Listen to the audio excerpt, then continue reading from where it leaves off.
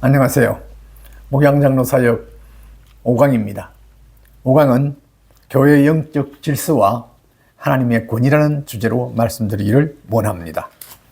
하나님께서 교회의 지도자를 세우셨는데 그 지도자, 그에 있어서 하나님께서 그 권위를 주셨습니다. 하나님의 권위를 위임했습니다. 민수기 12장 1절로 2절을 보면은 모세가 구스여자를 취하였더니 그 구스여자를 취하였으므로 미리암과 아론이 모세를 비방하니라. 그들이 이르되 여호와께서 모세야만 말씀하셨느냐 우리와도 말씀하지 아니하셨느냐 하며 여호와께서 이 말을 들으셨더라. 자, 아론과 미리암과 모세 사이는 어떤 사이입니까? 형제간입니다. 형제간인데 하나님께서 모세를 이스라엘의 지도자로 삼으셨습니다. 그래서 성경에 보면은 마가복음 3장 29절 누구든지 성령을 회방하는 자는 사하심을 영원히 얻지 못하고 영원한 죄에 처하느니라 라고 말씀했고, 마가복음 3장 29절은 누구든지 성령을 모독하는 자는 영원히 사하심을 얻지 못하고 영원한 죄가 되느니라. 번역이 조금 다릅니다만 같은 내용입니다. 그만큼 하나님의 권세에 도전하고 하나님의 위치에 도전하는 성령을 회방한다, 또 모독한다, 이렇게 표현했습니다. 그래서 하나님께서는 이 아론과 모세를 또 이 미리암까지 성전으로 불러내서 여호와 하나님께서 구름 기둥으로부터 강림했습니다. 그래서 그 모세를 옆에 세우고 장막문에 서서 아론과 미리암을 따로 부르시고 너희들에게 모세와는 분명히 다른 위치임을 말씀하시는 것을 보게 됩니다. 여호와께서 민수기 12장 4절에 여호와께서 갑자기 모세와 아론과 미리암에게 이르시되 너희 세 사람은 회막으로 나오라 하시니 그 세 사람이 나왔습니다. 그때에 민수기 12장 8절로 10절에 이렇게 말하고 있습니다. 그와는 내가 대면하여 명백히 말하고 은밀한 말로 하지 아니하며 또 그는 또 여호와의 형상을 보고는 하나님을 보셨단 말입니다. 너희가 어찌하여 내 종 모세의 비방하기를 두려워하지 않느냐. 여호와께서 그들을 향하여 진노하시고 떠나셨습니다. 그런 후에 어떤 일이 일어나느냐. 구름이 장막 위에서 떠나갔고 미리암은 그 누나는 나병에 걸려 눈과 같이 변했고 아론이 미리암을 본 적 문둥병, 나병에 걸렸다고 그렇게 10절에 말하고 있습니다. 모세의 누나며 모세의 형인 아론을 향해서 엄히 진노하시는 하나님을 볼 수가 있습니다. 왜 이런 사건이 기록되어서 성경에 읽혀질까요? 사무엘상 2장 30절 하반절에 나를 존중히 여기는 자를 내가 존중히 여기고 나를 멸시하는 자를 내가 경멸하리라. 하나님이 세운 사람을 멸시하면 하나님께서 절대로 용납하지 않는다고 하시는 것입니다.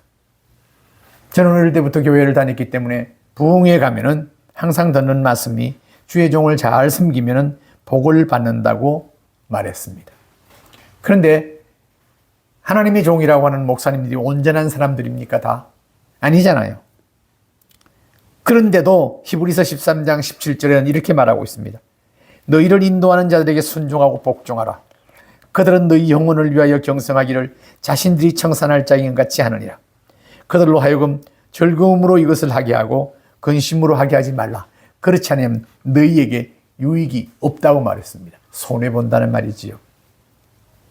하나님께서 세운 교회의 권위, 너희를 인도하는 자들, 소위 담임 목사를 말하는 것입니다.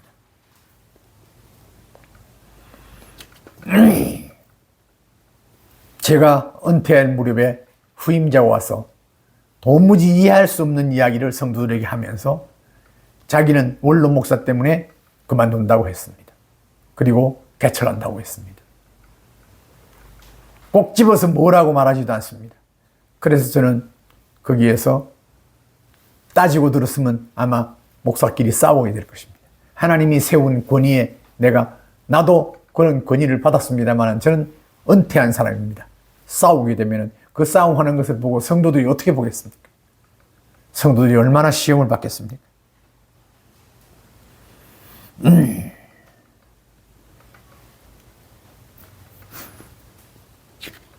4강에서도 이야기했습니다만 베드로전서 2장 9절에 그러나 너희는 택하신 족속이요 왕같은 제사장들이요 거룩한 나라요 그의 소유가 된 백성이니 이는 너희를 어두운 데서 불러내어 기이한 빛에 들어가게 하신 이의 아름다운 덕을 선포하게 하려 하십니다. 우리 모두는 왕같은 제사장들입니다. 그런데 왜 하나님의 사자, 종을 이렇게 특별 대우를 하라는 것입니까? 이것은 교회의 영적 질서를 말하는 것입니다. 할아버지, 아버지, 아들, 손자, 하나님을 아버지라 부릅니다. 그러면 다 같은가요? 아니잖아요. 할아버지, 아버지, 아들은 다릅니다. 서로 질서를 지키면서 존중해야 하는 것입니다. 요한계시록 1장 20절에 이렇게 말합니다. 내가 본 것은 내 오른손에 7별의 비밀과 또 7금 촛대라. 7별은 7교회의 사자요 7 촛대는 7 교회니라. 7별은 7 교회의 사자라고 했습니다. 그런데 7 촛대는 7 교회라고 했습니다. 교회. 그러니까 사자라고 하는 말 헬라로 엔겔로이스, 메신저라는 의미를 갖습니다. 아무리 훌륭한 장로님이라도 주의 종까지는 호칭을 합니다마는 주의 사자라고 말한 데가 없습니다. 그래서 주의 사자, 엔겔로이스라는 말, 이것은 하나님께서 세운 목사에게 붙이는 것입니다.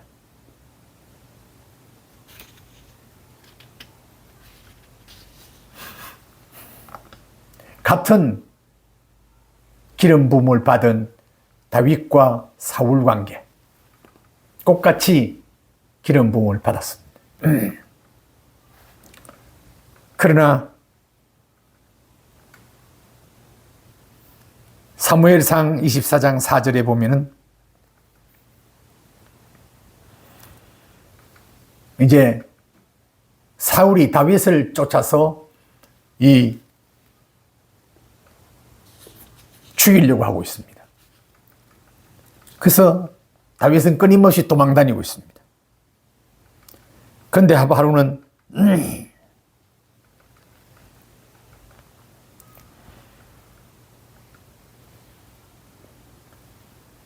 다윗이 숨어있는 동굴 속에 입구에 보니까 사울이 와 있습니다. 그걸 본 사무엘상 24장 4절에 다윗의 사람들이 이르되 보소서 여호와께서 당신에게 이르시기를 내가 원수를 내 손에 넘기리니 내 생각에 좋을 대로 그에게 행하라 하시더니 이것이 그날이니다니. 다윗이 일어나서 사울의 겉옷자락을 가만히 베니라. 얼마든지 처단할 수 있었습니다. 그러나 다윗은 사울의 겉옷자락만 쭉 뺍니다. 그래서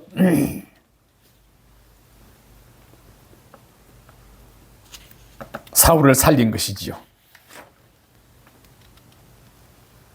사울이 떠나갔습니다.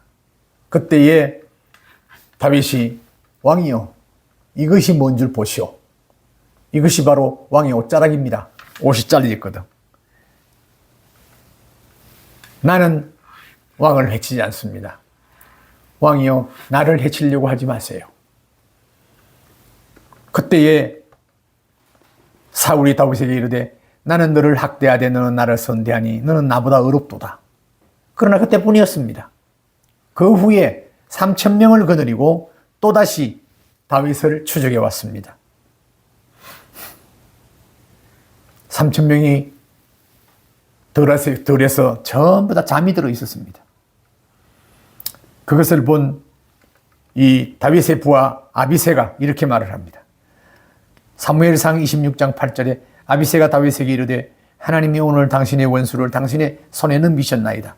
그러므로 청하오니 내가 창으로 그를 찔러서 단번에 땅에 꽂게 하소서. 내가 그를 2번 찌를 것이 없으리이다. 사울이 그 말을 들었습니다.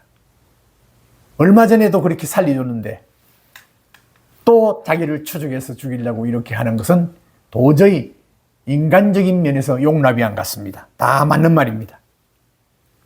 그래도 다윗은 세상 사람들이, 주위 사람들이 다 저기 옳다고 한다 할지라도 하나님이 뭐라고 하시느냐 하는 것을 체크했습니다. 사무엘상 26장 9절로 12절 보면은 다윗이 아비새에게 이르되 죽이지 말라. 누구든지 손을 들어 여호와의 기름 부음 받은 자를 치면 죄가 없겠느냐 하고, 다윗이 또 이르되 여호와께서 살아계심을 두고 맹세하노니 여호와께서 그를 치시리니 혹은 그는 죽일 날이 이르리니 또는 전장에 나가서 망하리라. 내가 손을 들어 여호와의 기름 부음 받은 자를 치는 것을 여호와께서 금하시나니 너는 그의 머리 곁에 있는 창과 물병만 가지고 가자 하고, 다윗이 사울의 머리 곁에서 창과 물병을 가지고 떠나되 아무도 보거나 눈치채지 못하고 깨어있는 사람도 없었으니 이는 여호와께서 그들을 깊이 잠들게 하셨으므로 그들이 다 잠들어 있었기 때문이었더라. 왜 하나님께서 사울의 군사들을 다 잠들게 했습니까? 성경학자들은 다윗의 마음을 시험하기 위해서라고 해석을 했습니다. 매우 공감이 가는 해석입니다.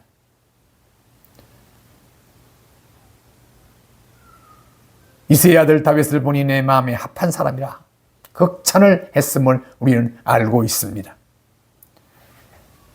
다윗은 사울을 존중한 것이 아니라 하나님을 존중했습니다. 그 하나님의 명령을 따랐던 것입니다. 우리가 주위에 아무리 봐도 저 목사는 가짜다, 저 목사는 잘못됐다, 문제가 있다 한다면 성경대로 주위에 있는 사람과 의논해서 나만 그렇게 생각하느냐, 당신도 그렇게 생각하느냐, 좋다. 그러면 우리 가서 한번 구원하자 해서 2-3 사람이 가서 목사에게 이것은 옳지 않습니다, 이것은 비성경적입니다, 이걸 고치셔야 합니다 라고 권면은 하되 치고받고 와서는 안 된다 이 말이죠. 그리고 목사의 소속은 노회입니다. 지방입니다. 노회에다가 제소를 할 수밖에 없는 것입니다. 그 외에는 절대로 인간적인 싸움이나 이런 게 해서는 안 됩니다. 하나님께서 로마서 12장 19절로 21절에 보면 이렇게 말합니다. 사랑하는 자들아, 너희가 친히 원수를 갚지 말고 진노하심에 맡기라. 기록되었을 때 원수 갚는 것이 내게 있으니 내가 갚으리라고 주께서 말씀하시니라. 내 원수가 줄이거든 먹이고 목마르거든 마시게 하라. 그리함으로 네가 숯불을 그 머리에 쌓아 놓으리라. 악에게 지지 말고 선으로 악을 이기라. 믿는 사람들끼리는 절대로 그 가운데 주의 사자, 종에게는 절대로 인간적인 손을 들어서는 안 됩니다. 창세기 50장에 보면은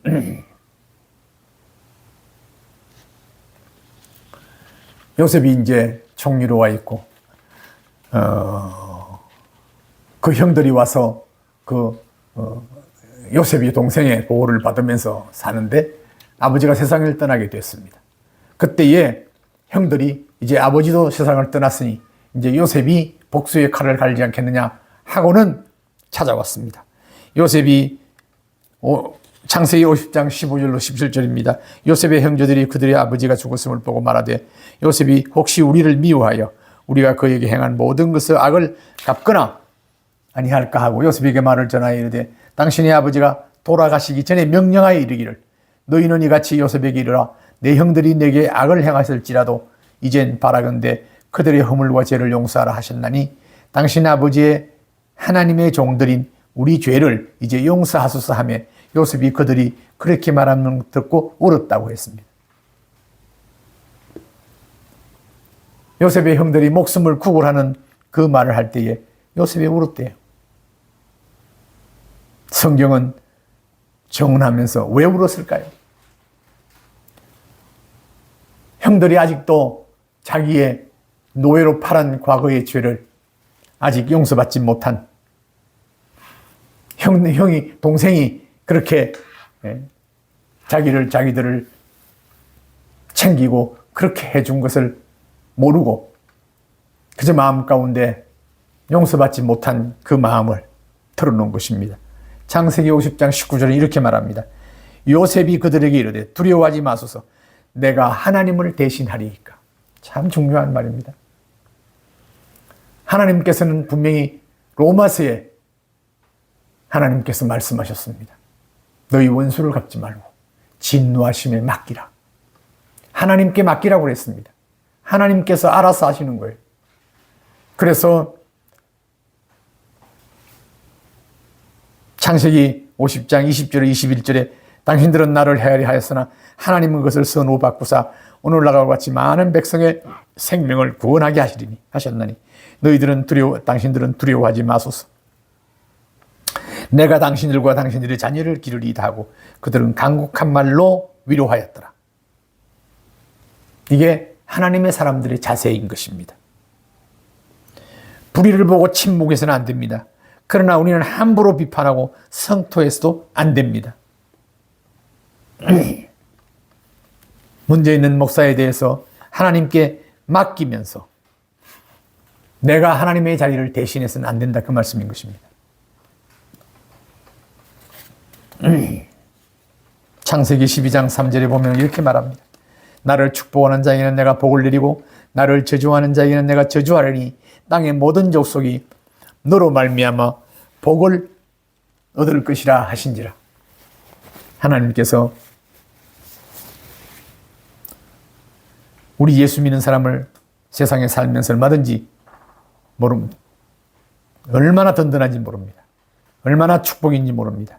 우리의 배후에는 하나님이 계십니다. 하나님을 존중하는 성도에게 진노하시고 심판하시는 하나님이시라고 말씀하셨습니다.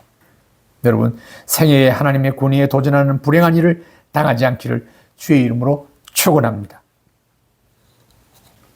그래서 항상 성도의 문제를 놓고 기도하고 또 목사님과 함께 기도하고 목사님께 그것을 보고하면서 그렇게 해서 동력하는 아름다운 장로와 목사의 동행이 되기를 주의 이름으로 축원합니다.